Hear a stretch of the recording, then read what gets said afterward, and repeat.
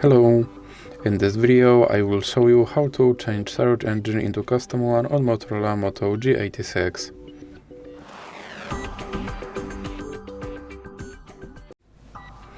So you have to start by opening your internet browser, and then you have to go to your custom search engine website, and for this video I will use yep.com. And now you have to search something using your custom search engine.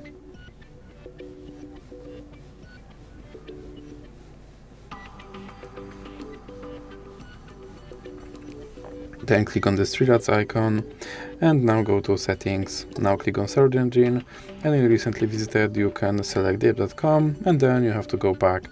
And as you can see, my search engine is now changed to Yep. So that's it for this video. If you liked it, please remember to leave a like and subscribe.